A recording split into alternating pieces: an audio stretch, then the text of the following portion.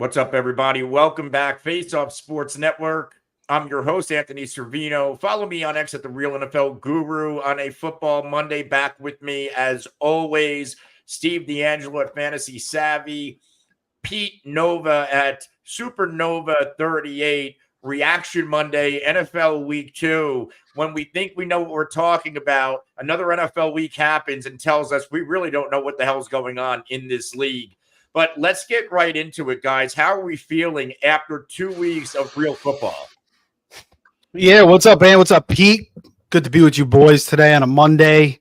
I'm feeling pretty good. It's not as devastating as last year. Again, Rodgers going down, Dobbins, so it hasn't been as bad. That's why you can't get too absolute with some of your fantasy takes because nobody can be this absolute. You don't know what the hell is going to go on. You kind of, more so make yourself look like an ass. So you just provide as much data and research as you can. You give your best guesstimates on what the hell's going on, and then we just manage it week to week and see what we're doing. Yesterday, I was at I brought my kids to a birthday party. That was kind of devastating because I like to be locked in by 1 o'clock watching all the games. I had to rush everything because I had to get there on time. Rankings were rushed. Freaking DK, all that shit was rushed. So, I'll pick it back up. I'll do my research. I'll watch the games and stuff. I'll get back going, but we'll talk about it today, right now, and let's get into it. Yeah. I mean, a lot. I mean, Rams are 0-2. They look like shit. A lot of injuries. They're in trouble. Yeah, which we'll get into that. My Broncos stink, but a lot of people outside of myself probably expected that, so not a shock to most. Jets, 1-1. Cowboys get their teeth kicked in by the Saints, who have the best scoring offense in the NFL. It was a crazy week too. But I think once we get to week 4, week 5-ish, we'll start to be able to settle in and really get an understanding of the identities of most of these teams. So let's get right into it. Actually, before, let's see who's in the chat. We have Hoff in here taking the night off. Jamie, Albert, Zach Linton. Jamie saying he feels excellent skipping the RB7 in drafts, only putting up RB20 numbers held up by touchdowns only. Guess who? Kyron. Yeah. He's the number one Kyron hater on the planet Earth. That's for sure. Hoff saying the 49ers will never win in Minnesota. He hates that place. We'll get Great Lakes. They got all the lakes there, Hoff. Come on, you got to go visit. Enjoy it. We'll get to Jared's question, and then we'll get into our some of our reactions. So, hey, guys, these are my current wide receivers. Justin Jefferson, T. Higgins, Brandon Cooks, one of the Robinsons, and Christian Watson. Would we deal Kyron or Achane in a package to acquire Garrett Wilson or Devonta Smith? I would consider Kyron. I wouldn't move Achane, but with that offensive line and that team so fucking banged up, man, I would consider. I'd want Devonta over Garrett. I know that sounds crazy, but I think you could pull that off easier without having to give up anything else. I don't know if you could get Kyron for Garrett straight up. Yeah, I don't know who off. I don't who are his running backs. I think he did hit me up on Cook's Twitter. Robinson, I think Brian and James Cook, or unless it's DeMarcus. I think those are his receivers. So I don't know who his other running backs are, but it sounds like he's pretty desperate to get one. Yeah, I would move Kyron for Garrett Wilson if I think that's a pretty fair deal. But Kyron, the offensive line, they just lost another guy. Now Kupp's out, Stafford. So this may get pretty ugly pretty fast there with the Rams. So if you can move off that, you got some decent receiver depth. Hopefully the other running backs aren't too bad. Maybe you can make it work for Garrett Wilson. So let's get into our first reaction, and then we'll jump back into some of the questions. And obviously, the big news, there's a lot of big news this weekend, but Isiah Pacheco, we'll start with Isiah Pacheco, fractured his fibula on Sunday Night Football, headed to IR and expected to miss 6 to 8 weeks of football action. This is a devastating blow to Kansas City. They're already saying that they are going to bring in Kareem Hunt for a visit on Tuesday. Samaje Perine, Carson Steele on the roster. Guys, what do we think of this injury? How it impacts football and the Kansas City Chiefs. Steve, you can go first. Yeah, that's a devastating injury. Pacheco came up last year down the stretch, after early on, slowly getting incorporated to the offense, 7th-round pick. But the guy, runs with so much effort, good around the goal line, getting everything done for them. But the Chiefs' depth behind him is not great. I mean, we're talking about guys that aren't even drafted. Carson Steele, Kareem Hunt they're going to bring back from the dead, freaking Samaje Perine. Maybe they bring back Jerry McKinnon. So, yeah, it's pretty ugly. And the Chiefs, ever since they took CEH at the end of the first round, they've basically just said, screw taking running backs in the draft. We'll just take 7th-rounders and hope for the best. Deneric Prince, another guy they freaking, they try to take a chance on. So I don't know. I think they got a little too cute there with their RB depth, but maybe Carson Steele is the guy that you want. I mean, he seems like the biggest power guy. We'll see if they sign Hunt. He knows the system. He has the past history. I definitely, if I need RB help, or if I have some like shitty receivers that aren't doing anything, or maybe an extra quarterback, yeah, why not go out and add Kareem Hunt? I'm not going to go crazy, but unless I'm truly desperate, like if I have nobody else at running back, then yeah, maybe I'll pay a pretty penny. But I'm not going to go too nuts. I'm not expecting anything much from any of these guys. It could just be a committee all around. Is one of these guys really going to stand out? Yeah. Yeah, I kind of look, I agree with Steve. I'm not really dropping a lot of money on any of these guys for Fab. I think it's one of those things where you maybe put a waiver in for all three. Maybe I would have Perine as my top priority. Maybe throw $1 on like Carson Steele as the lowest priority guy. But I think the main thing here for me is that Perine's probably got a defined role in this offense, which is going to pass the football a lot. And if these running backs are not very good on the ground, they may have to throw the football more. And if that's the case, Perine's probably the best back that they have. Even if Hunt comes back, who's coming off the street, Perine was one of the more efficient receiving backs in the NFL last year. And he gets it done on 3rd down and with the pass protection as well. So Perine's the guy I would target. But to be completely honest with you, like I don't really know that I'd want many of these guys, but I would probably just rather get the cheapest. If you can get Carson Steele for $1, maybe he's the goal line guy, and maybe he's the guy that's running in and punching in touchdowns at the goal line. But outside of that, I'm not dropping a lot. Maybe 5% of my fab on Perine, 7 to 8 max, unless you're in a deep league like 14 man, and at that point I would consider going up to 15 for Perine. But that's really about it, unless you're really desperate in a deep league. So. I feel like we're going to be looking at a running back by committee for a while. Obviously, Pacheco, IR, CEH is not eligible to return from the NFI list until week 5. Keontae Ingram and I believe Amani Bailey on the practice squad. Kareem Hunt, familiarity with this system, coming in for a visit. Now, what's significant, we know what Pacheco's role is on this team. He was the every down back, played in at least 40 snaps in both games, at least 15.8 PPR points in both games. Big receiving role, especially last week, before the injury, 5 of 5 targets, 21 yards, 90 yards on the ground. First week, he scores a touchdown. Now, Samaje Perine only played in 5 snaps, where Carson Steele got 14. Perine only had 1 touch, which was a reception for 3 yards, while Carson Steele did run the ball 7 times for 24 yards. So what I'm probably going to look at here is maybe Carson Steele is going to be the early down, and then we see Perine on the passing downs. The only thing that can throw, I know Perine's still getting acclimated with the offense, so maybe it takes a couple weeks, then he takes over. But right now, as this backfield stands, I think we're looking at a true split from early down carries versus passing down work. Hey, and the only other thing I would say to close out, don't forget, we talked about this running back room, and we talked about Clyde as probably being the number 2. I was kind of mentioning Carson Steele a little bit, and then Clyde ended up obviously going on IR with that, I guess, PTSD thing. So he's probably not returning. I don't think he can return until week 5. Week 5.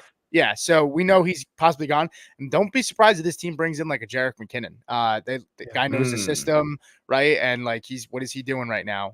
So it wouldn't surprise me. But we were on Carson Steele a couple weeks ago, talking about him as potentially being the number 2. He's got an opportunity, so we'll see if it happens. But to Anthony's point, I think Steele probably gets the early down work, but if he's not effective or efficient, like, they might be in a lot of passing, like, 3rd and long, and that's going to favor Pirine, in my opinion. So before we get into another injury storyline, Jesse Allman, huge win for his main dynasty league. He has Achane, Cook, Kamara, terrific running back trio. Ty Williams on Facebook. By the way, our Facebook group 100 away from 80,000 members. So great show out there as usual. But Ty saying, should I be trying harder to pick up Braelon Allen? Let's talk about this for a second, actually. So Braelon Allen comes in out of nowhere, scores 2 touchdowns, gets some run, on the offense a little bit. After week 1, he was barely involved. I do the RotoWire show with Jim Coventry, and he noted that the broadcast kept panning to Breece Hall on a bike.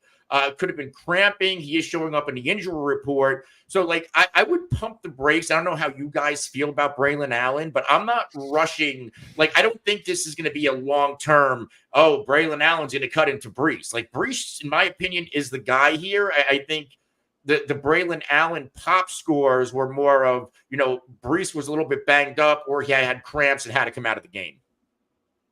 Steve would probably know best. I'll let him answer. Well, first. Again, I was at that freaking birthday party, so I didn't get to focus on as much as I could. But I know, Breece was a little bit banged up. Braelon Allen is a nice backup, though.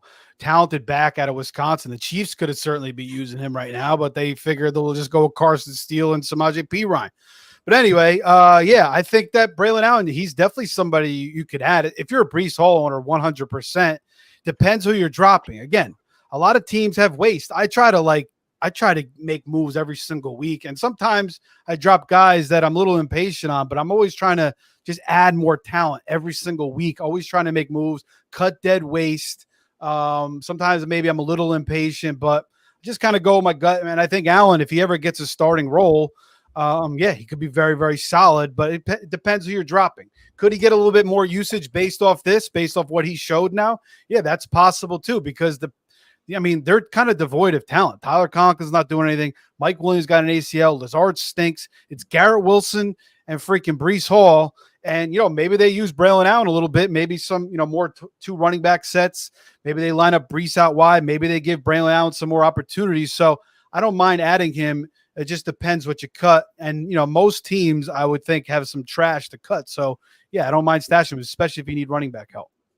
Yeah, and it seems like the team likes him. He looks ready to go, like NFL ready wise. I was impressed with what I saw, and he brings a little bit of a different skill set to Breece. He's a bigger body that he could maybe be utilized at the goal line. I think he's probably strictly a handcuff. You're never gonna start him unless you're in like a 16-man and it's just really thin. But he's definitely worth a stash if you have 7-man benches, even in a 12-man, I'd be comfortable, stashing him. And then in a 14 or up, even a 6-man bench, I'd be okay stashing him. So Jamie saying he hit a $14 bet with a $100 payout on Khalil Herbert anytime touchdown because screw Swift. I knew he couldn't do it. Awesome. Wow. Heavy is asking. Swift played so much of that game. Herbert just came for that 1 touchdown, basically. We'll get into that Bears game later and Caleb Williams. But Heavy is saying, are we picking up Kareem Hunt? We talked about this at the top of the show in detail. He needs to make the team first before we even talk about picking him up. But the good thing is he's going for a visit tomorrow.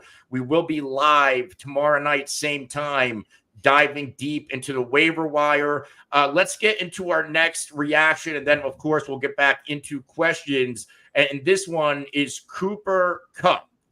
And, after week 1, let me paint the picture. I was kicking myself. I don't have any Cooper Kupp. I drafted Puka Nacua like the moron. He gets hurt. Cooper Kupp getting all these targets. I'm coming. This is the worst week 1 of my life. I'm going to retire from fantasy football, right? Because I'm an overreactor. And then this past week, now it's Cooper Kupp. all of the worries and the injury concerns, and initially why Cooper Kupp, his ADP was third, fourth round. Then it started creeping back up after the Puka injury and all the rumors that this offense is going to run through him, back up to the second round. Cooper Kupp now will miss significant time, headed to IR. This is another big-time injury for the Rams. So if you're a Cooper Kupp fantasy manager, you are in trouble because you spent high draft capital. You were coming off a sky-high week one, and now you have a significant hole on your roster. Guys, how are we managing the Cooper Kupp situation? Because now there is a good thing to come out of this from a fantasy football waiver wire perspective. Not only you got Puka on IR, you got Kupp headed there. There's two nice wide receivers we were already talking about picking up last week. One, DeMarcus Robinson, two, Tyler Johnson. Yeah. So in terms of Robinson, he had 92% snap share. So he was pretty much on the field. He's going to be locked in, probably potentially their number one. The big thing about this offense is that they like their receivers to be able to block. That's partially why Tutu Atwell has had such an issue staying on the field. Tutu Atwell had a nice game, but when you look at it, I'm pretty sure his snap share was a lot lower than even, Whittington. So Tyler Johnson, 87%, DeMarcus Robinson, 92, Cooper Kupp, 52. Obviously he left the game. Tutu Atwell only had 19%. Now he did a good job in the 10 snaps that he played. But to be honest, my priority would be DeMarcus Robinson. Most people already probably picked him up last week after Puka, but I would shift to Jordan Whittington. I know it sounds a little weird there, but 50% of the snap share, and he had the highest target separation on his targets, 8.5 yards of separation on the targets that he got. Obviously, that's a huge, not a big sample size, and it'll probably come down. No one's getting 8 yards of separation every time. But Jordan Whittington would be the guy I would target after DeMarcus over the rest. So. Yeah, DeMarcus Robinson was solid for them last year. And, Tyler Johnson, I've always kind of liked him, but didn't pan out in Tampa. He was probably picked up in a lot of leagues last week, but he could still certainly be out there. But, yeah, Whittington's another guy that I like. I liked what I saw him in the preseason. He plays with a lot of, energy. He could break tackles. He kind of looks like a little bit of like a Puka type player. So with Kupp now and Puka out, he's going to get a chance to play even more. So yeah, he's a must pick up for me. I mean, in that system, he could certainly have a lot of upside. Now it could be DeMarcus, maybe it's Tyler Johnson.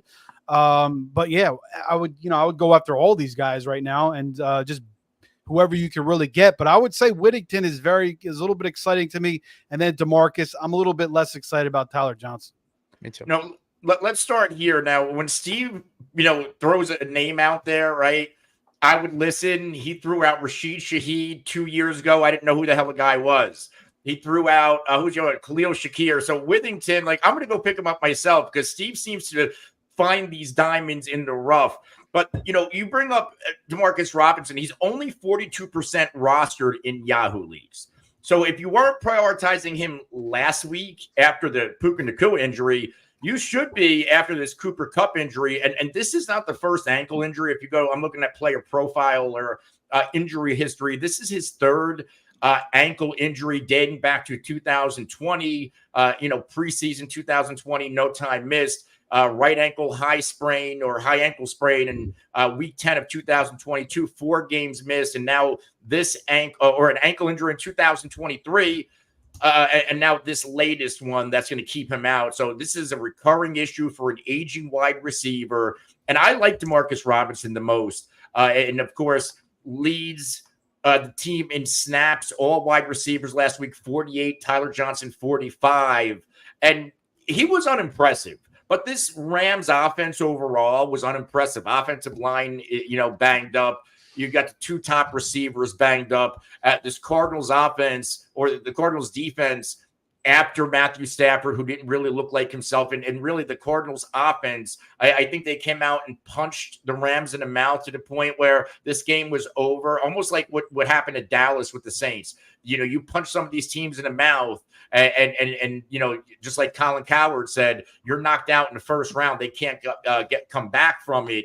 but I want Demarcus Robinson because Robinson last year, down the stretch, he was a productive wide receiver from week 13 to week 17. Demarcus Robinson has had at least 13.6 fantasy points in every one of those games while playing significant snaps because of wide receiver injuries. I think the Rams will figure it out. San Francisco, it's not an easy matchup, but I don't think this secondary is a tough matchup either. Go look with Sam Darnold and Naylor and Justin Jefferson. I know Hoff doesn't want to hear this, but this secondary is a weakness for this football team. You get Chicago. Nico Collins looked like Andre Johnson last night. Green Bay, you can get on that secondary. So let me tell you, I really like DeMarcus Robinson, and depending on your wide receiver need, go pick up Tyler Johnson of Whittington as well.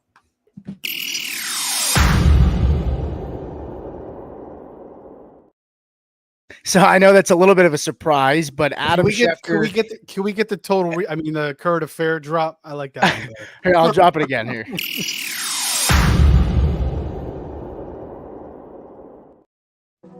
That's not the current. We're still fucking around. This is real news. So Deebo Samuel is allegedly going to be out a couple of weeks with a calf strain injury. I don't know if it's a strain, how serious, but Kyle Shanahan says he'll be out a few weeks. A few weeks could be 2, it could be 4. They haven't said if they're going to put him on the IR, but it's definitely something to monitor. Keeping in mind, George Kittle just had a monster week. Nice. George Kittle just had 8 targets, 7 catches for 76 yards and a touchdown. CMC's obviously going to be out as well for a while. We know this. So, Brandon Ayuk, George Kittle, their stock is up. Jordan Mason, I didn't think his stock could get any higher, but it probably goes up as well because Deebo won't be feasting in the goal line red zone area, taking touchdowns away. But this is pretty big news. Guys that maybe we would target, I guess, would be like Jawan Jennings, maybe Jacob Cowing, but they also – their rookie that got shot, right? He's going to be gone for a few weeks too. So they're thinning out at the skill position, but I don't know. George Kittle's stock probably goes up the highest here, in my opinion. What about you guys? Steve, you want to take this one first? Yeah, the thing about Kittle, it definitely goes up. So they're going to have to rely on him a little bit less with his blocking because they're going to need him as a receiver. But yeah, Jawan Jennings is the guy that I would target now. He's the veteran of the group. He's showed plenty, stepping up in the playoffs last year. Week 1, he had a pretty good game as well. Now with Deebo out, it's up to him to step out. Pearsall's still out. Cowing's just a rookie. So he's the guy I want to target. I'm not really, Chris Conley's been on 9,000 teams. I don't want to go after him. So, it's a disaster right now for the Niners. This is bad news for Purdy. This is bad news for their, for their offense. But Ayuk stands a lot to benefit. Slow start for him, but obviously he's going to get heavily targeted now. So good news for Ayuk owners. And then I think Jawan Jennings is the guy you definitely want to target. It's just a hot mess. I think Jennings will give you some pretty good games, and he could get into the end zone. He could break some tackles. He's a big target. So, you're not going to expect a ton, but if you're a Deebo owner, if you need some receiver help, I think that's the guy you want to go after. Brandon Ayuk, you bring up the slow start. Holds out, all the controversy, wants to get paid, gets paid, and now back-to-back weeks, he's not even a blip on the radar, doesn't clear 5 targets in either one of these games. 4 for 43, that's his best stat line last week. Now it's put up or shut up, right? Because I don't want to hear anything about getting acclimated. You played 2 full-time games where Brandon Ayuk, 57 and 15 or 59 and 42 snaps, 101 snaps. So there is no, this is his preseason. His preseason's over. Now you get the Rams and that secondary after what Marvin Harrison Jr. and Kyler Murray just did to you. And then, who did the Rams get in week 1? Detroit. Jamison Williams popped over 100 yards and a touchdown. Coming out party. This better be the coming out party for Brandon Ayuk. And really, historically, he's had some okay games, but really wasn't a blip on a radar in their matchups last year. Brandon Ayuk, I don't want to hear about these ancillary receivers. Brandon Ayuk, you demanded that money. you better go and show it on the football field. And there is no excuses. Oh, this guy's getting target. This guy's getting target. You wanted to be the guy. You're the guy now. Yeah, I agree. Now you're going to get that coverage. Yeah. Now you're going to get those targets. And this is also a big test for Brock Purdy. This is where Brock Purdy comes out and, people like me saying, I don't know if I give him that deal. He has so many weapons. Now he has a chance to go step up with arguably two of his biggest weapons out and go win football games. But fantasy football wise, I might look at Jennings just for the sole purpose. He's the veteran. He has experience in this offense. I don't know what these younger guys, Cowing and Pearsall, once he's going to go. I don't know what they are yet. Like if I'm going to go pick up somebody, especially in an offense like this, I'll go take Juwan Jennings and hope he's the guy. Yeah, I think Kittle might be the most consistent guy that we can rely on, though. To be completely honest, it's a good matchup. Well, I think it will be Ayuk over Kittle because Kittle's still going to have to be blocking. Well, I think Ayuk will be fine. I think he'll be fine too. But look at he's going to benefit. He's going to benefit. I think Ayuk is a really good receiver, so he'll find ways to get open. I'm not really worried if I'm Ayuk. I think this is a positive. I mean, he's going to get the looks now. So you still got Kittle to deal with. You still got a good system. You still got the running game. So it's still a good system with Shanahan. I think, there'll be better days. Purdy seems like the last year or so, teams that blitz a lot seem to give him a little bit of trouble, play a lot of man coverage, aggressive defenses. Went on the road last year, lost to Cleveland. Now he goes, they haven't won there since 1992, loses to Flores' defense. And Flores can coach the freaking defense up. So, there's better matchups ahead. You said they're playing the Rams this week. Yeah, I would expect them to get back on track for sure. Yeah, you got the Rams, the Pats, and the Cardinals, your next three games. So, you don't have to worry. I mean, it's Seattle week 6, KC week 7, Dallas, you could beat us with Brock Purdy's leg chopped off. Yeah, I don't know. Kittle's the guy. I mean, if you're going to trade for any of them, either Ayuk or Kittle, you're probably getting Ayuk for cheaper. But I don't know. I mean, he might have a good week against the Rams. I mean, it's good. It's not a good secondary, but then again, New England, Christian Gonzalez, that's a tough matchup, right? So, I don't know. Kittle is going to explode. He might be the tight end 1 after week 6. To be completely honest with these matchups. So. Let's you want to get to a few of these comments or questions before we get into our next reaction? Sure. Why don't you pick a few out? I lost track. Okay. I don't know where you were. All right. Angel comes in and says, Amon Ra for Tony Pollard and Brandon Ayuk. Deebo just got injured. I'm probably keeping St. Brown there, but I mean that injury is a little worrisome. He had that torn oblique last year, and he was banged up. So I don't know. I mean, I don't think it's an awful offer, but I still think I'm hanging on to St. Brown. What about you guys? I would do it if you need running back help. Yeah, if you need a running back, I would do it. Yeah, I don't want to move off of St. Brown, but again, I think I'm with Steve. If you need the running back help, the path is clearing for Ayuk, as we just talked about.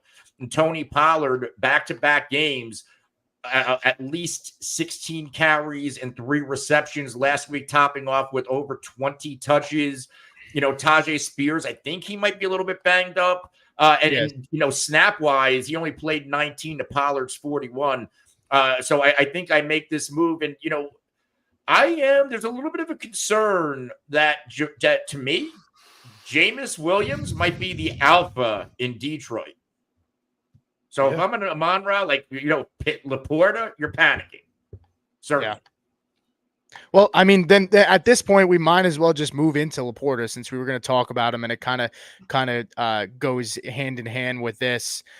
Week 1, 6.5 fantasy points. Week 2, 2.3. Certainly off to a slow start. I mean, we expected regression on this show. I think all of us did. The touchdowns wasn't sustainable for what he did last year. I think he had 10, but I didn't expect a drop off this severe. I don't know. What is on a scale of 1 to 10? What is your concern level? And have you adjusted your rankings for rest of season? And if you had to take a shot, where do you think LaPorta finishes? Um, okay. I thought Steve was going to take it first. What's the question? I said scale of 1 to 10, your concern on LaPorta. What would you give that? And then rest of season rankings, where do you have him, and has it changed? I was low on LaPorta coming into the season, had him ranked as my tight end 3. And now we see Jameson over 10 targets again. Amon-Ra over 50. I think he had like 17 targets last week. And LaPorta seems to be maybe the 4th option, because we have to also figure you got Gibbs stealing those targets as well. I'm starting to view LaPorta as a touchdown-dependent tight end. And rankings wise, I think he's more of a and you can't I'm going to call him a matchup play. You drafted him as a 1st or 2nd tight end off the board. You need to start him. Yeah, that's a tough place to be. Yeah, I think the problem with LaPorta was where he was going. 3rd round was just too expensive when you had all those other tight ends behind him. Yeah. But this is probably going to be something like what the Niners were doing with Deebo 1 week, Ayuk 1 week, Kittle 1 week. So now it's kind of like the same thing in Detroit. Jameson 1 week, maybe St. Brown 1 week, maybe LaPorta 1 week, or like two of those 3 of those guys every single week. I think LaPorta will certainly have some big games, going forward for sure. But is he going to be as consistent as last year? No. And you paid last year you were getting him 14th, 15th round. Now you paid 3rd round, so he's not going to pay off that ADP, it appears. Yeah, I mean, I was just going to say, Jameson Williams 20 targets the first 2 weeks, 9 week 1, 11 week 2, and the presence of JMO, there's no doubt, has just messed everything up. Yeah, well, we also said that we needed to see him do it with a week where St. Brown was effective, and he was able to do that. So, it's tough sledding if you picked LaPorta as high as most people did. So LaPorta only 5 targets week 1, 3 targets last week, and it wasn't like this was a game script out situation. Like they were trailing, they needed points, and LaPorta wasn't even a blip on the radar. And now you get the Cardinals, who are the 5th best team against tight ends through the first 2 weeks. Yeah. Seems like I don't know. Apologize to the chat. I had to kick 2 people out. I don't know. We're getting some spam in here.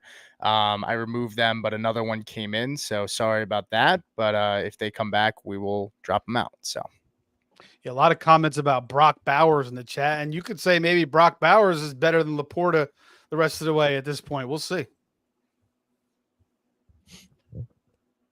Let's go. Where are we reaction-wise? Let's go to – I'm not used to being a host anymore. This is crazy. You want to go to Travis Kelce? We're talking tight ends? Yeah, let's go to Travis Kelce. Keep the tight end panic conversation going, because I was somebody who was all in on Travis Kelce and Mahomes this year, especially with that stack. I thought it came at a value. And right now it looks like one of the worst decisions a fantasy football manager could make, because not only is Patrick Mahomes not looking like Patrick Mahomes, but it looks like the Kansas City Chiefs, they're becoming and morphing into a more of a defensive team. And Travis Kelce, if you look at his numbers through the first 2 games, like we're talking about Sam LaPorta being a bust. Travis Kelce has a total of 8 fantasy points in PPR leagues in 2 games. He has a total of 7 targets. He has a total of 4 receptions and 39 yards. This is panic mode. Now, what could be a saving grace is because with no Isiah Pacheco, they might have to turn back to Travis Kelce, because maybe there is a world, and there were rumors out there that, hey, let's scale back Kelce, let's win other ways, and let him emerge in the postseason and when we need him. And through the first 2 games, that looked like the way to go. With Pacheco gone, you might now, or Kansas City might now has to lean back to Travis Kelce, because Pacheco was such a valuable playmaker, and now we're looking at a running back by committee. So the Pacheco injury, as unfortunate as it is, could be a blessing in disguise for a Travis Kelce manager, because something has to happen. Because, they're winning games, and Kelce hasn't done a damn thing. Yeah. I'm gonna go out and buy Kelce if the owner, I mean, maybe the price has gone up because Pacheco is out and Hollywood Brown is out for the year. But I mean, keep in mind, Kelce had a 41-yard catch that was called back. He played 91% of the snaps. He's still on the field. It's not like they're limiting him out there. They're gonna get clicking at some point. It's just a matter of when. I'm not overly concerned. And it's not like Xavier Worthy's been a target monster. I think he's got 7 in the first 2 games, even with Brown not there. Rashee Rice is the biggest benefactor from all of this. If you got the discount on him, congratulations. Travis Kelce is going to be fine, guys. You just got to be patient. In my opinion, he's going to give you the return that you're looking for. Maybe not tight end 1, but he'll still be a top 5 guy, in my opinion. With the way the tight end in fantasy has been going, he might be the tight end 1 again. Yeah, or it could be Hunter Henry. Everybody, or Mike Gesicki, my guy. There you go. No, Every time Mike Gesicki catches a pass, I get a fantasy erection. Steve, what do you think about the Kelce situation? Yeah, I mean, I don't know. I definitely have some concerns. Now you lose Pacheco. Now you got to rely on this assortment of shitty running backs. Hollywood Brown is out for the year. Xavier Worthy's just a rookie. Kelce's 35 years old. He's wearing freaking, Switzerland hats with Taylor Swift. I don't know what the freak's going on, but yeah, he certainly should be fucking haircut. Yeah, the haircut, that too. Maybe he's got to get back to the fade, get that nice mid fade that he's going. But yeah, I mean, that could have been the case. They're like planning to manage him, wait for the playoffs. There's a lot of rumblings that you saw a little bit of Noah Gray in the first game. So maybe at this point, Reed's like, I got to freaking come up with something in this pass game now because we're not going to be able to run the ball as much. We got to get more creative in the passing game, and that certainly could involve Travis Kelce. So, yeah, just got to be patient. Some better days are ahead, but, the days of him maybe truly dominating might be over. I mean, based on what we saw last year's regular season, I know he blew his load in the playoffs, but maybe he did blow his load, and that's carrying over to this year. We'll see. Oh, jeez. That is terrible. It's like a bowl. It's almost like a if he shaves his head, I guarantee he goes off. He needs to get rid of that cut. He looks like Mo from the Three Stooges. Oh my God. Hoff sent in a super chat. He said, "I'm spending $5 to tell Anthony that Brock Bowers is better than Dallas Goedert." Well, Dallas Goedert goes tonight. Yeah, so let's see what Dallas Goedert does tonight. How about that? Because I like his yards prop. Yeah, Bowers does look good though. That's for sure. Yeah. I do want to do one thing because while we're talking about that, I would like to take a victory lap on my Derek Carr over Aaron Rodgers take on Sunday's show. Anthony and Hoff went on Rodgers' side. I won a little pizza bet there.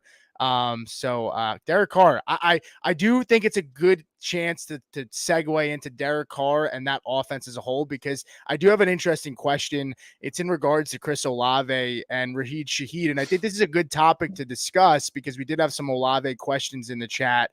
And I know me and Steve talked about it, but this is a crazy stat, but Rashid Shaheed leads the NFL since 2023 with 7 receptions of 50 yards of air distance or more. He was wide receiver 9, I believe, on the week. And I mean, he's just been a monster. But is there a concern if you're an Olave guy?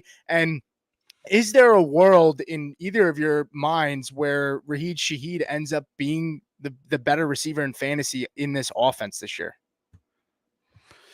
Yeah, I think it's possible. And certainly, they got away from that 15, 16-year system with Pete Carmichael, and they bring in the young Clint Kubiak with fresh ideas, playing more compression offenses, a lot more motion, a lot more play action. They're getting Shaheed way more involved. He's been the guy in motion, back-to-back big bomb touchdowns from him, and he has the speed. He could burn anybody on the field, and he's a pretty good route runner. He's a smart receiver. So, yeah, I think there is a world where that could possibly happen. But even if it doesn't happen, this is certainly going to eat into some of Chris Olave's production. And we were kind of saying, Derek Carr likes to focus on one guy and just feed him over and over and over again. And, we kind of thought that'd be Olave. But coming into this year with the new offense, there was also thought that Shaheed could get more involved and cut into Olave. And that's certainly what's happening here. So it's possible. Derek Carr has looked pretty damn good the first 2 games. He's thrown 30 touchdowns once in his career. And I remember Anthony and I had a bet last year. I was saying it was possible that Carr could throw 30 touchdowns last year. But he ended up throwing like 24, 25 in Carmichael's offense. So maybe he does it in this better offense. We'll see. I mean, the offense just looks night and day so far. They absolutely go out and smoke the Cowboys 44-19. Yeah. Mike Zimmer, he's got some questions to answer as well. But I mean, if you're I have a home league where I have Shaheed and Olave, and I've started Olave over Shaheed the first 2 weeks, and I may have to go with Shaheed next week. So, first props to Derek Carr. And, I feel like I did not do my due diligence on Carr because if you go back to Derek Carr, his last few games of last season, he started cooking a little bit. I think the stat was, because I used it earlier, that in his last 5 or 6 games, he's had over 20 fantasy points. Yeah, he led the NFL in touchdowns like the last 5 weeks. So, and Derek Carr with the Raiders was a good quarterback. And I think what killed Derek Carr was Josh McDaniels, who killed everybody's career except Tom Brady. And maybe Tom Brady made Josh McDaniels, because Josh McDaniels, I don't even know if he's in the league anymore. So, maybe if Derek Carr was still with the Raiders, we could be looking at a Raiders team that might be owning that division with the personnel they have now. But Derek Carr with the Saints, give him a mulligan for last year. You give him the new OC, and this is a banged-up offensive line, and Kubiak is finding ways to overcome that. I don't even know if Micah Parsons showed up on game day yesterday. That Dallas pass rush couldn't get there. And the way you beat the Cowboys, do what Green Bay did, do what the Saints did. Dallas is not a team, and I think it's similar to the Rams. It's similar to Miami. They cannot play from behind. And a lot of teams can't play from behind, but Dallas especially – you put them in a deficit early, they cannot climb out of it. And the Saints just kept piling on. And defensively, the way you scheme out this defense, do not allow them to blitz or put pressure on you. And it's hard to put pressure and blitz when you're not even getting a third down. I think the first half, I think Derek Carr overall over 10 or 12 yards per attempt. That's just insanity. Alvin Kamara wasn't touched yesterday. So Kubiak right now, I don't know if a coordinator can win Coach of the Year, but if this Saints offense finishes number in a top 5, I would give him my vote if I had one. But let's take it back to Rashid Shaheed. My issue with him overtaking Chris Olave is he's just not getting enough targets. Only 9 targets the first 2 games, but giving us over 16 PPR points in each of those outings, including 20 yesterday. 3 carries, though, too. He did get 3 carries. And they lined him up in the backfield. That's more what Kubiak is doing. I just don't know if that's sustainable. But Olave isn't getting targets either. Yeah. 2 targets in week 1, 6 targets yesterday, albeit these are blowouts. You don't need to feature him. I think reality will set in one way or another with the Saints, with Carr, with the receivers when they got to take on Philly. Because you're not going to do we know Dallas is punk sometimes. Philly's going to come out and fight you. Yeah, it's going to be interesting to see when the Saints have to, are down in the game and have to just chuck it around.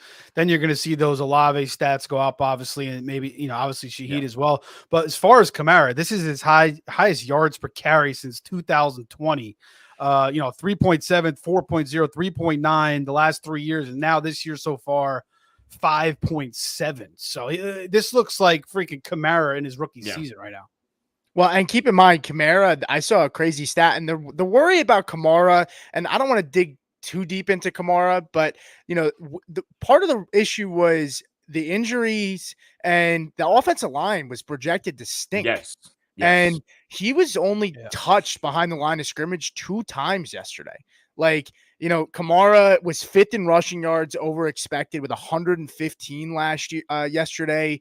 The play action's working for this team. I mean, Derek Carr was 9 of his 17 dropbacks for play action, which was the highest of his career, 59%. They're playing off of Kamara.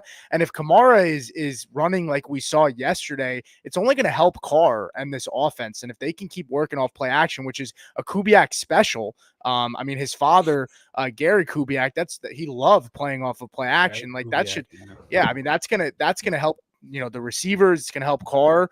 I don't know if it's a bold prediction to say Carr could be a top 15 quarterback this year in fantasy if they continue this way. I mean, they've scored on every single drive this season. Every single drive. That's insane. That tackle they drafted, Fuaga, has been a stud so far too. Yep, absolutely.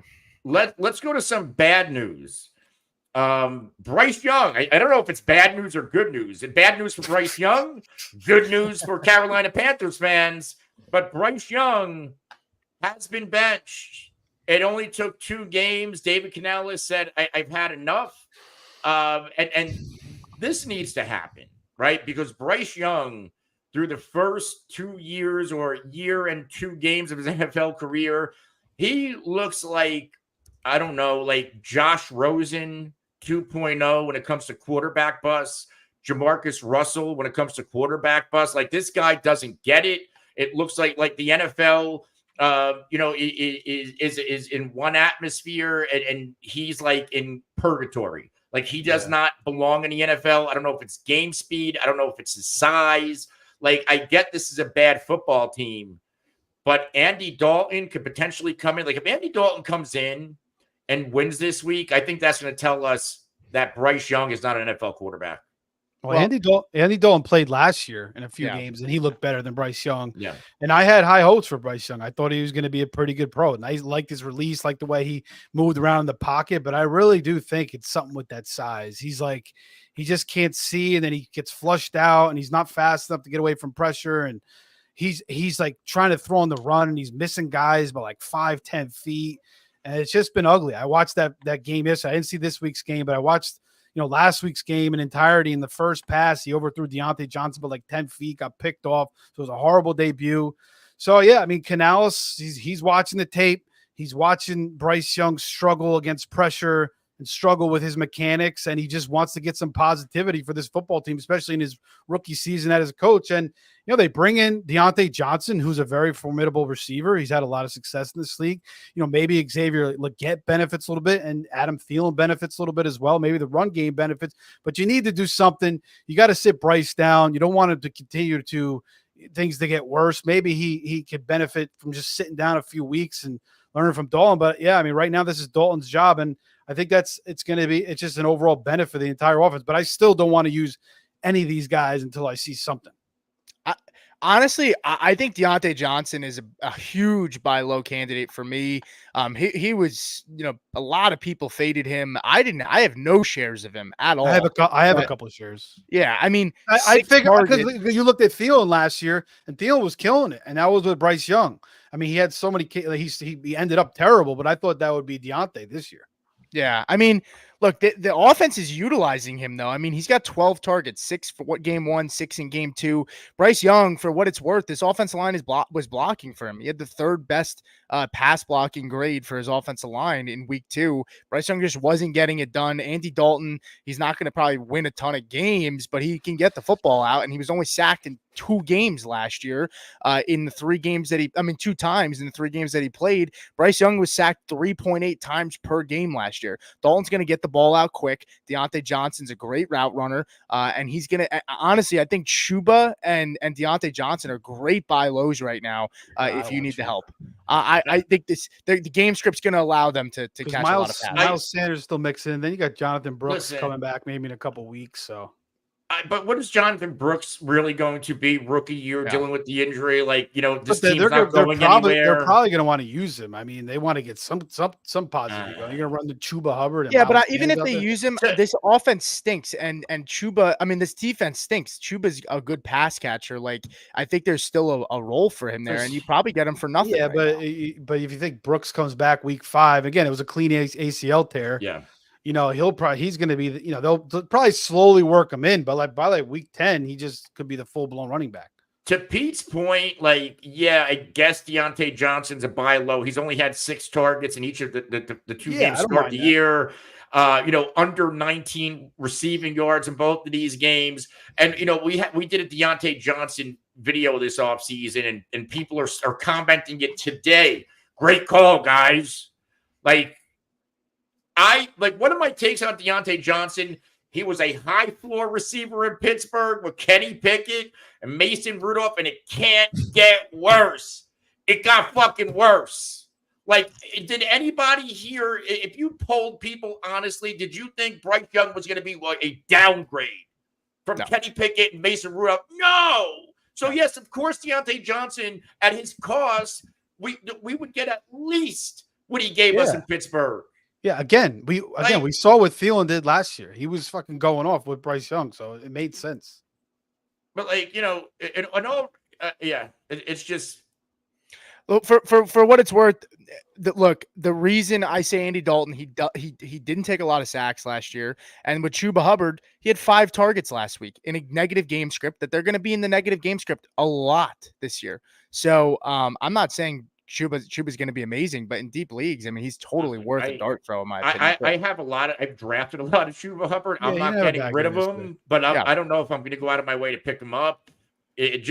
I'm not. He was RB 25 last week, and he had 11 points. That's a decent weekly flex play, though. I mean, honestly, I didn't know. I didn't even realize. So he had 10 carries for 64 yards, and he had 4 catches for 12. All right. I mean, I think we got to do something with this fucking PPR gay passes. I mean, like you catch like 5 passes for freaking 7 yards, you shouldn't get 5 points. There should be like a limit, Yeah, that's why sometimes people prefer, if you're going to do PPR, they do half and they just do first down. Half point, half point, half a point. Because when a guy catches like 7 balls for 11 yards, it's just ridiculous. And like a guy goes out there and runs for 70 yards and he gets the same amount of points. It's just kind of stupid.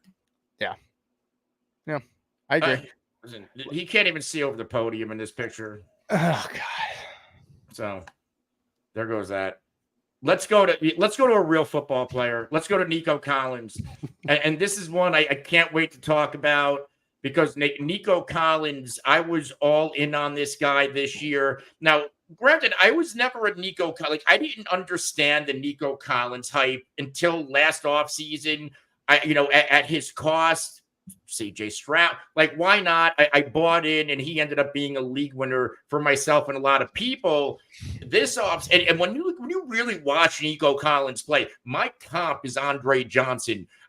Very similar. In the Shanahan tree, Andre Johnson played like that alpha receiver in it. Nico has the size, he has the attitude.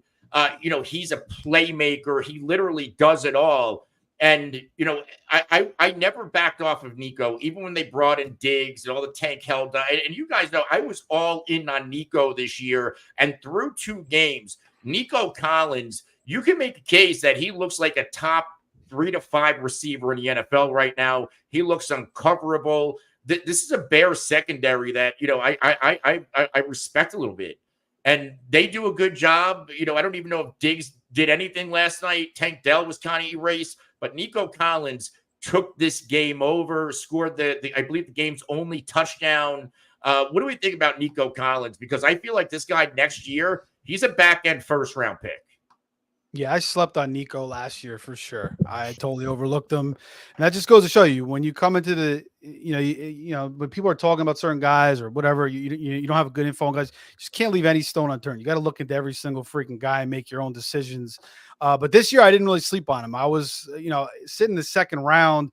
You had to take him in the second round, maybe third. And he just seemed like one of the best picks there with the emergence of CJ Stroud last year and the connection they showed. Tank Dell, playing a little bit less now with Diggs, Diggs coming along. So yeah, Nico looks unbelievable. He's got the side speed combination. He's a good route runner. And like, you constantly see Stroud rolling out, extending the play, and it's Nico coming back to the ball, and him and Nico are just connecting. So yeah, I mean, Nico, man, he could just have a huge season. If you're a Nico Collins owner, you're so excited. 6'4", runs like a 4.4.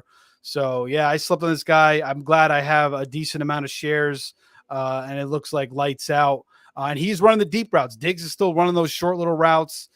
Dell should have some better games. Again, this was a tough matchup against the Bears, but Nico, he's just like, must start every single week. It's not even close. He's an alpha receiver. Yeah, I mean, Nico, 252 yards on the season. Next best is Stephon Diggs with 70. Nico's averaging 18 yards a catch. Diggs 7 yards.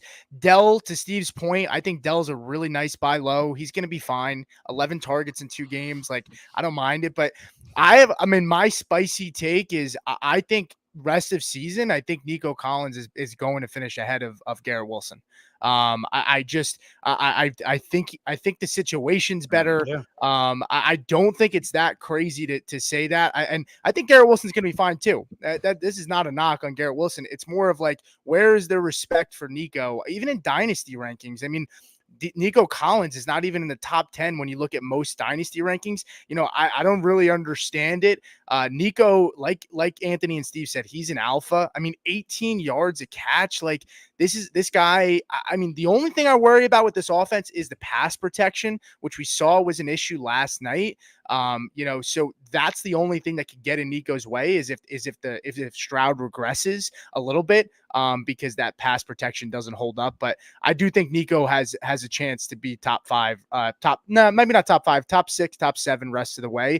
But I do think I may be considering having him as a higher finish the rest of the way over Garrett Wilson. Yeah, Nico last year, 16.2 yards per catch, 18 right now. I don't think that's sustainable, but we already know he's a big game, a big gain receiver. Last year, 5 games over 100 yards. He already has 2.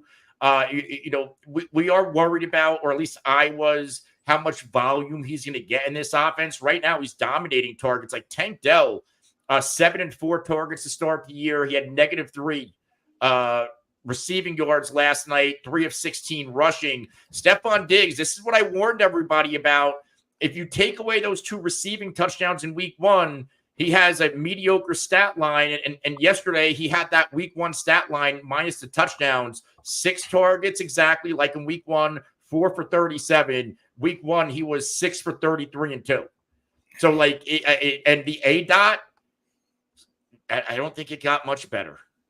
And the metrics aren't updated yet on RotoWire, but it looks like his yards per target in week 1 was 5.5. Yesterday, 6.2. So it's going to be a battle. And Diggs was going, 3rd, 4th round. Yep. So it's going to be a battle between him and Dell for the number 2 spot. But again, the Bears defense, I mean, they just continually stopped the Texans offense over and over again. It's just the Bears couldn't score. The Bears had so many chances to win that game. Bears defense is legit. They are very tough. They got the pass rush. They got the linebackers. They got the secondary. So, in better matchups, I'm sure Diggs will be better. But Nico, is definitely the guy. And, that was the question. Should I take Nico in the 2nd, 3rd when I can get Diggs later or Tank Dell later? But, you should have took Nico first. So you bring up the Bears. We got to cover it. We have a graphic for it. Sorry. Caleb Williams. Caleb Williams. Right now, he doesn't look good. And my take on Caleb Williams is he has a lot of pressure on him. Not only are you the 1st round pick, he's polarizing. He has his own little quirks about him that draws attention. And he doesn't help himself with how confident he is sometimes, and he talks himself up as the best. And I think transitioning to this level, maybe he should have toned it down a little bit, got acclimated to the NFL. Obviously those preseason games where he looked the part, now they're real-time action. They're game planning for you. You're getting the full starting defense, and he's getting no support from the offensive line, no support from the running game. Keenan Allen's banged up, Dunze's banged up. So like, he has a lot of things going negatively against him. This game last night in Houston, this was never going to be good for Caleb Williams. I think he had more to lose than to gain from this game because there was CJ Stroud, right? Like, that was the comp. That's the bar. CJ Stroud is your bar, Caleb Williams. You're drafted high, 1 spot higher. You're a better prospect. You're more polarizing. And this kid last year takes a bottom-dwelling team to the postseason, and he won a game. Now you have to replicate that. Not only do you have to win a few games for Chicago and maybe set the passing record for a team that I don't think they've ever had a 4,000-yard passer. But now you got to go win a playoff game because Stroud did it. That's the pressure. And now you're playing him on Sunday Night Football coming off of a week 1 outing where your team is lucky to have won that game. So I'm not ready to say he's a bust. I just think that he may need a little bit time to grow because CJ Stroud, like, he was an anomaly. Aaron Rodgers sat for years behind Favre. Patrick Mahomes sat behind Alex Smith. Jordan Love sat behind Aaron Rodgers, like, and so on and so on. Quarterbacks normally sit, or Peyton Manning sucked his rookie year, threw a ton of picks. So I'm not throwing a flag in. I'm rooting for Caleb Williams, but I think the growing pains could continue a little bit. Yeah, Deshaun Watson sat one game behind Tom Savage. It was always like to say. But yeah, I mean, I wasn't crazy high on Caleb in this Bears offense coming to this year because I just had some questions about him, just watching his college tape. But I did think from week 1 to week 2, I thought he looked a lot more comfortable, and he certainly was trying to stay in the pocket more last night. They were trying to give him some quick hitters. He was connecting early. Dunze wasn't really doing much. Now, he had that MCL injury, but he did play basically like the whole game, but wasn't creating much. DJ Moore wasn't really creating much. They had that, that offense kind of on lock. Again, like you mentioned, DeAndre Swift, 14 carries for 18 yards, doing absolutely nothing, and going against Will Anderson Jr., Daniel Hunter. I mean, Khalid actually did break away from both those guys, which is impressive, but he did throw picks, I think, on both of those. And he did miss Moore on a couple, and Moore got frustrated because, he had him a couple times, and Khalid's just, the mechanics are a little bit off. But yeah, I'm not going to say he's going to be a bust either. He obviously has a lot to learn, but I think he took a lot of hits yesterday. So that was a good sign. He got back up, showed some toughness. And the matchups get easier. He's got the Rams coming up, the Panthers coming up, the Commanders coming up. So some easier matchups. Colts. Yeah. So let's see how he does in these matchups. He should get Keenan Allen back, which should help. But he is missing throws. Maybe he's a little overconfident. Maybe he gets a little bit humble. Maybe, comes back down to earth a little bit. They can get this run game going. Their defense is going to keep them in a lot of games. That's for sure. I mean, the first two, they won them the first game because Khalid didn't do anything in that first game either. And they almost could have pulled out last night, despite going against, that offense. Their defense held up. So, yeah, I mean, Adunze, I think, was overdrafted. He was going, 6th round. I didn't really like that. Keenan Allen doesn't look great either. Even Moore doesn't really look great. There's probably going to be a lot of consistencies, but it certainly could pop in these next few weeks. So you just got to be patient with some of these receivers that you drafted. Pete, before you go, as crazy as this sounds, Pete, the Bears are 1-1, and as bad as it looks, they could realistically, when they play the Packers on November 17th, the Bears, because their defense have given up fewer than 19 points in back-to-back games, and the Texans are a legit offense, they could be 7-2. They could beat the Colts. They could beat the Rams. They could beat the Panthers. They could beat the Jaguars. They could beat the Commanders. They could beat the Patriots. I think they lose to the Cardinals. They could realistically, with this defense, be 7-2 when they play the Packers on November 17th. I don't think that's a long shot. That's how good the defense is. And I don't think Caleb will give the game away. Yeah. I mean, so here's I'm going to shift off Caleb. I don't have really much else to say, but I do want to talk DJ Moore here for a second. Look, the first 2 weeks, there was a couple of guys that we had mentioned, DJ Moore, Calvin Ridley, DK Metcalf. Those 3 guys had really brutal matchups. But if you have DJ Moore, we told you to start him with caution the first 2 weeks, but it's not as bad as you would think. I know Caleb hasn't been great, but this dude's got 18 targets. Now, granted, Keenan Allen's been banged up. Adunze had his opportunity last night. Maybe he was still banged up coming into the game, and he wasn't himself. But, DJ Moore has still showed us that he can command that target share, even with Adunze there. Keenan Allen, when he comes back, I mean, it's going to hurt his target share most likely. But you have an opportunity to buy low on DJ Moore, where a lot of managers are probably panicking. Caleb Williams hasn't had a great start to the season. And I mean, look, wide receiver 50, wide receiver 33. That's in standard. And PPR, it's a little bit better. But yeah, wide receiver 41, wide receiver 27. But these matchups, the next 6-7 weeks are juicy for DJ Moore. And if there was ever a time to buy low on him this season, it's right now. He plays Indianapolis, who was bad week 1, did not look great last week either. Los Angeles Rams have been a gold mine the first 2 weeks for wide receivers. Carolina Panthers in week 5. Those are the next 3 games. Jacksonville Jaguars. But you got to look for now, right? You're playing to win now. If you're, at the end of the day, you got to look at the schedule in front of you. It gets tougher later on, but you got to hope that this offense gets better as the season progresses. Yes. Carolina Panthers, not a great defense. Jacksonville Jaguars, banged up secondary. Washington Commanders, week 8. That secondary just gave up a record to Malik Neighbors for the highest target share for a rookie wide receiver. I think in a single game, I think I read. And then Arizona Cardinals, right? So those are your next 6 weeks for DJ Moore. It's a good buy low right now on a guy who 10 points week 1, 11 points week 2. It's not great, but he didn't kill you. And some fantasy managers probably paid a decent price on him, and they might be a little skittish after seeing what Caleb did. So I think you should go out and buy DJ Moore. That's someone that I certainly will be targeting in leagues myself to go acquire him, though I do have him in a good bit. But don't sweat it if you have DJ Moore. I think he's going to be fine. They're finding ways to get him the ball. The last thing I'll say is, they do got to play the Packers twice, Vikings twice, and the Niners. Sure. Patriots isn't an easy matchup either, but I do love DJ Moore. I just wasn't drafting him as much as I did last year. I mean, DJ Moore could have been a 1,500-yard receiver last year if Fields didn't miss a month. And I don't know if he's getting to that. I don't know if he's coming close to that this year with Allen and Odunze. I think that the Bears may have missed on Odunze too. They probably should have took Brian Thomas. And then, you got all that pressure on Caleb. He's got to come through.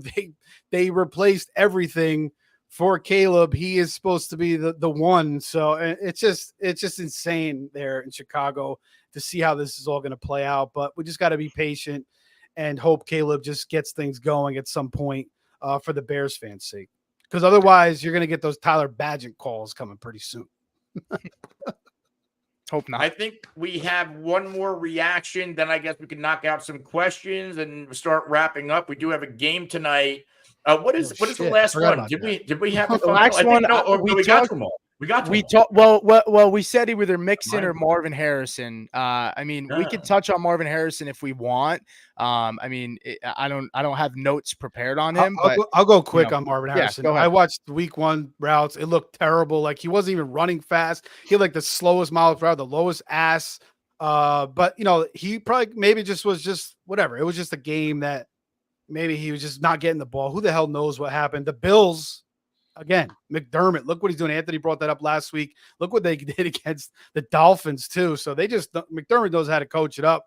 And then you saw this week, Harrison just maneuvering to get open for Kyler. That first touchdown pass was a dime by Kyler in the back of the end zone. And Harrison did a great job reeling it in, showing his savvy, showing his, technician type that he's been working with his dad all these years. So, I got one team called the Sticky Bandits with Marv and Kyler and McBride. And I like that combo right now. So Kyler, man, looked really good yesterday. That was a very surprising performance. They just went out and just smashed the Rams, and the Rams owned them the past couple of years. I don't think that was surprising from Kyler, because I just think I'm saying the Cardinals just going out and spanking the Rams. I didn't expect that. But this is why I was so in on Marvin, and this is why, remember all the shows I was confusing Marvin and DeAndre Hopkins, and I would go back. Kyler, when healthy, when he has the alpha, can put up big numbers, and we saw that this week. And this was the matchup for it to happen, and Kyler normally plays well. Despite the Rams winning the games, Kyler does play at home really well against the Rams, and now, there's no more Aaron. I remember Aaron Donald used to menace Kyler Murray, and so Kyler Murray just had his way. And you bring up, Sean McDermott.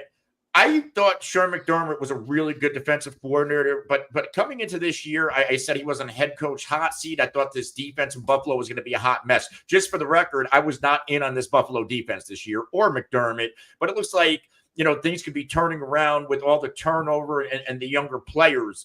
But my victory lap, even though I was in on Marvin, my victory lap, Malik Neighbors. I told everybody this was going to be the game, and the only thing that could mess it up is Daniel Jones. And Daniel Jones did his job and got the ball to his playmaker. So we see these two highly drafted, highly acclimated rookies pop against secondaries they should be popping against. So yeah, Malik Neighbors, like anybody worried, anybody wanted to trade him, anybody trying to trade Marvin Harrison, I think we all kind of told you this week, don't do it. It's only one game, and the matchups are getting better. And this is why. Now, when it comes to Neighbors, it's not always going to be peaches and cream. They're all not the Washington Commanders. Like, if you're a Harrison manager, you should be happy because we know Kyler can play. There's going to be speed bumps ahead with Daniel Jones. And you know, maybe you sell high on Malik Neighbors now. That's what I will say. Because, you know, everybody has that. He looks great. Daniel Jones looked good against a team he should look good against. Malik Neighbors, 28.7 fantasy points. You get Cleveland this week. You want to know Cleveland's defense held Christian Kirk to? -1 yard. Then you get Dallas. Who the hell knows what that's going to be? But, like, we also know that Dallas pass rush against the Giants, they always tend to show up. Seattle. So, like, if there's a time to sell Malik Neighbors high, it's probably now, because I don't know when he's going to give us another 28.7 points. So the high window is now for Neighbors. And ride the Marvin Harrison train and have fun with it. Because that's a fun offense to watch. The last thing I'll say about Harrison is all his production came in the first quarter. He didn't have another catch after that. He didn't have to. I know, but it's just crazy. They took a couple shots in the end zone, didn't connect, but all his stats came in the first. He could have had a monster day. And then last thing with Neighbors, I like how he looked yesterday. He caught a couple curl routes, gave a couple moves, gained separation. Again, the Commanders' defense is hot trash, but I mean, he went 4 for 66 against Flores' Vikings defense too. So, he's an explosive dude. It's going to be interesting to see who finishes better this year, him or Harris. I tell you what, the Harrison upcoming schedule, Detroit after with Godwin and Washington, San Francisco, Green Bay, like this could be fun. And by the way, like, you know, Green Bay is nice, but like Alec Pierce, is that guy a fucking thing or what? He's good, dude. The first game he burnt Stingley and the safety on that play. Once I saw that, I'm like, that's legit. Like, you know, I do and he played way over Adonai Mitchell yesterday, so he's the number 2 right now. Here's the thing: he might be the number 1. And I do. Right. Pittman's hasn't been shit. Yeah. I do for RotoWire. I do a panic level, and I look deep into Pittman. Pittman was actually out-snapped by Alec Pierce yesterday, only by 5, but still. Alec Pierce led that team in snaps over Pittman. So, like, there's a rapport there, and I'm not saying that maybe this continues, even with Downs coming back. If you're the Colts, how are you taking Pierce off the field? I think Mitchell is the one who gets bumped down. And then Pete loves Downs, and I don't think Downs is talented. He got reported hype in camp. But he's going to play more like the underneath stuff. He's not going to be going deep a lot. I mean, maybe once in a while he could. But that spells doom for Pittman. Because if Downs is a slot underneath, you got Pierce going deep, and then he only completes 10 passes a game. Oh shit, Pete, what do you think about that? I mean, I have Downs as a guy to target for waiver wires this week. He's actually not rostered a ton. Yahoo 21%. But for Marvin Harrison, the only thing I was going to say is there was a lot of people dunking on him. 16.7 was his top max speed. And I think people don't understand, like, this guy got up to 22.2 miles per hour in a college game. Like, I think this was against Youngstown State. 22.2 miles per hour. Like, people don't understand that. Like, the unfortunate thing is we've been so spoiled with these great wide receivers that come out and they hit, day one. But I mean, look at Justin Jefferson's rookie season, guys. I mean, as a rookie, his first 2 games were not great. This is a guy that came out. He had 2 receptions for 26 and a touchdown. No, not even a touchdown. Sorry, 2 for 26 on 3 targets, 3 for 44 on 3 targets. And then he blew up 7 catches, 175 on 9 targets and a touchdown, 4 catches, 103, 23 yards, 166. Like, this is like, we get so spoiled. But look, if you spent the high capital on Marvin Harrison Jr., a lot of people made fun of you after week 1. Okay. A little bit of vindication for guys that went out on a limb, because look, this was unprecedented territory. If you spent this kind of draft capital on Marvin Harrison, like, look, you bought in on a player, and it looks like it could pay off for us. Like Anthony said, juicy matchups coming up for him, and be happy, because a lot of people, including myself, was a little skittish, but I just think the game slowed down for him a little bit. Yes, to Steve's point, it all came in the first half, but they were up so big. First quarter. But I mean, regardless, we saw it unlocked. We saw what he can do, and that's the biggest thing for me. So I'm happy about it. I think Anthony brings up a good point about Malik Neighbors. Like, definitely a decent sell high as well. Not everybody's going to be the Washington Commanders. Look at Chris Godwin and Mike Evans did to them week 1. That's going to be a gold mine again for wide receivers this season. So I'm totally on board with the sell high on Malik Neighbors.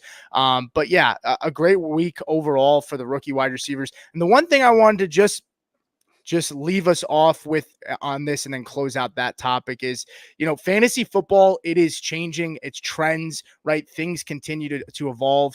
The unknown of a rookie wide receiver like Marvin Harrison, like, the reason guys take shots is they want to be ahead of the curve. Was the price expensive? Sure. But like, you got to sometimes take a shot on the unknown, because it could pay off big. Like Devon Achane right now looked great last week. I was scared. I only have a few shares of him. I wish I had more, right? But the unknown of the workload, but the talent was there. We knew the talent was there. Same with Marvin Harrison Jr. To Anthony's point, DeAndre Hopkins, right? Look what that combination did when they were healthy, right? Like, alpha receiver. So Marvin Harrison's going to be great the rest of the way.